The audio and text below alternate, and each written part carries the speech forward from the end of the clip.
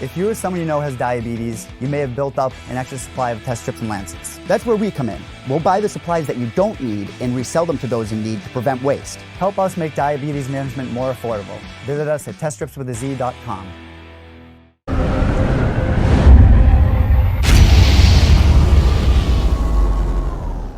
All right, we have the legend, the UFC Hall of Famer, the man who came back to the UFC in his hometown of Sacramento last month, and he finished Ricky Simón in under a minute. Now, as if he isn't busy enough, he is the co-owner and the VP of Business Development for Kenektic, which has their inaugural grappling tournament and event coming up on Friday night on UFC Fight Pass. Urijah Faber is here. How are you, Urijah?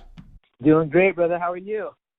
I'm doing great, and from one father to another, how do you find the time, man? Because I think fatherhood may line up very nicely for you, because I know from my experience with the little one, sleep is already hard to come by. You're so busy anyways, it almost lines up perfectly for you.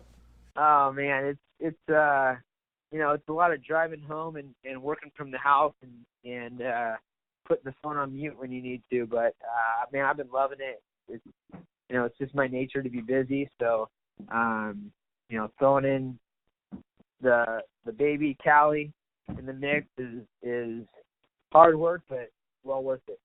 Absolutely, and it's great to have you here. And in all honesty, this is a bucket list conversation for me, but let's get into it. Friday night, Kenektic. I love this concept. I love the team nature, the rule set. It's a star-studded cast, but how did this all come to be for you being a part of this idea in the ever-evolving world of grappling? So for me, I retired and obviously still had an itch to compete, so I started doing competition. Chael Sonnen had an awesome competition out in Oregon that I've been a part of, competed against multiple-time world champion. Then Kazuki Sakuraba held his quintet event, and we had a team in that. I actually won the whole thing, and I think, Sakuraba is kind of one of the forefronts of the guys that think of this concept. I know they're doing a similar concept on the East Coast, where they're having team competitions, etc. And I've got a longtime friend, Keith Belcher, who's an amazing businessman, kind of a mentor for me as a businessman, and also a master promoter. He has Roy Jones Jr. boxing promotions, and he put this together. And we'd been in contact for a while about a couple different concepts. And when he put this thing together, he came to me and asked if I'd love to get involved. And of course, I said yes. My expertise is in grappling. I have connections with any fighter or grappler in the world, and I also know how to promote and market and open doors. So my position is grow this team as well. Learn kind of a lot of hats, and I have a great partner, Keith Belcher. Yeah, you talk about the grappling matches that you had with Sakuraba. You also grapple with Nicky Ryan, who just turned 18 years old. He's one of the rising stars in the grappling world. So when you look at some of the competitors on the teams that are captained by the likes of Anthony Smith and Chael Sonnen, Craig Jones, and Chris Lytle, who are some of the guys that are on these rosters that fans need to start paying close attention to in terms of how high their ceilings can be in this space? Well, if you look at the sport of grappling, there's a lot of there's sambo, there's judo, there's jiu-jitsu, there's wrestling, and competitions like this, where it's submission only and it's weight classes can vary, are kind of exciting. I mean, there's guys like Anthony Burchak going to be on the event, Rafion Scott. These guys are high level mixed martial artists and also grapplers. Then we have guys like Craig Jones, and he's got a crew of ringers from around the world that are on his team, and it's awesome. And I've experienced this in my retirement. Being able to compete, you compete and you actually get paid. There has never been a wrestling event that successfully ran where guys get paid and you're able to build something off it. Same with the jiu-jitsu world, starting now where there's prize fighting, there's Milars, there's Tet, there's all these places that are compensating the best athletes in the world. But there needs to be a leader. There needs to be a UFC, an NBA, an NFL in the grappling world. That's what we're trying to create. I talked to Paige Van Zandt a little while ago. We were talking about some different things, and one of the things we talked about was the rule set. There's some very interesting rules in this. One of which is that the competitors really don't even know who they're grappling against, and the other is that they don't know when they're going to be grappling because they won't know until about 30 seconds prior. As someone who's competed for a long time, a legend of the martial arts world, what kind of impact do you think that's going to have on the competitors? I think it's great. I mean, the reason why we do these martial arts competitions is because we simulated match of like to the death of submission, knockout, you know, joint manipulation. You know, these are things that are the real world. You don't know who your competitor is. You don't get to prepare specifically for that competitor. You don't get to get a stall out idea of how you're going to win this by points, etc. You're going out there and you're going to war.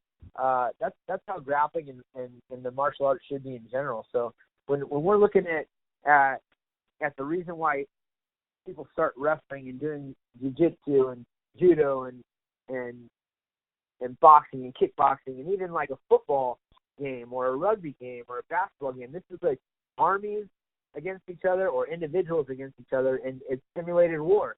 So going out and having a David versus Goliath matchup could happen, and that's exciting for people, and it's real life. I love the concept. I love how there's so much strategy involved in terms of the coaching, the teams, the individual, and this is the first event for Kenektic on Friday night in Anaheim. How active do you see this promotion getting, Urijah? Like, do you see it going down a few times a year, sort of in line with the big UFC pay-per-views? Like, what is the vision for the company as you get ready for your inaugural event coming up on Friday? You know, Keith and I will sit down and talk about that. I think the biggest thing that needs to happen is we need to have the first one run smoothly. We need to make sure that it's an exciting show and that people are aware of it. That's what we're doing right now.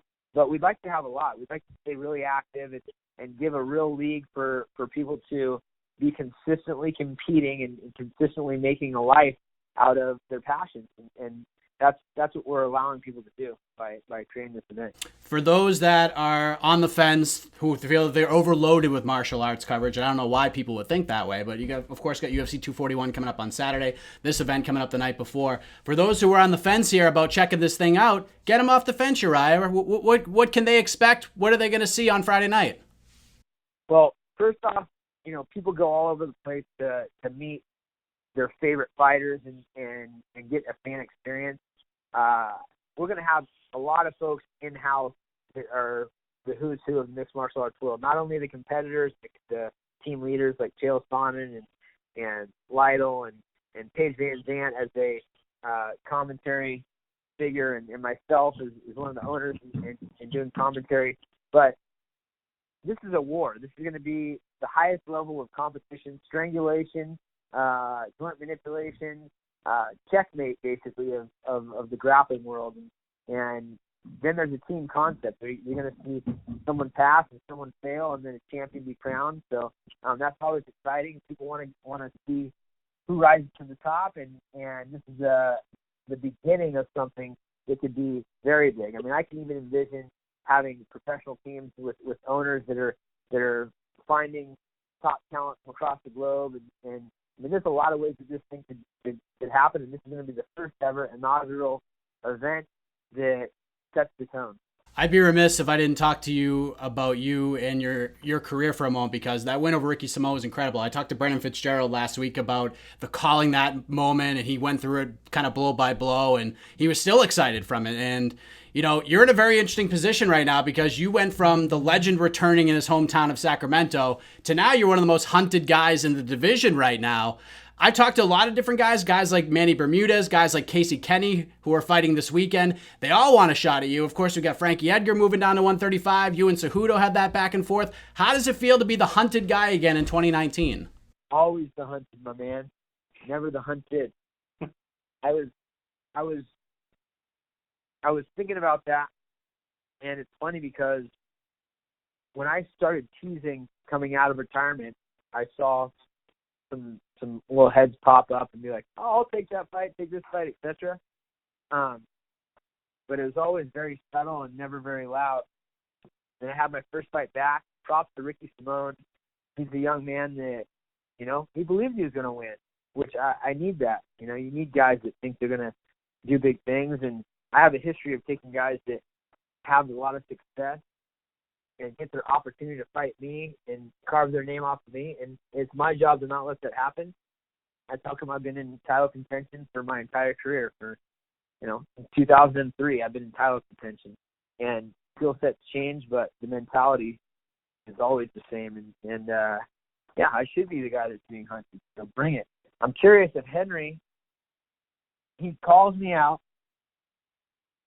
I answer with a fastest knockout of my career, call him back out, and then it's cricket. He's backing down. I don't know what's going on with the guy. So he needs to heal up, and let's do this.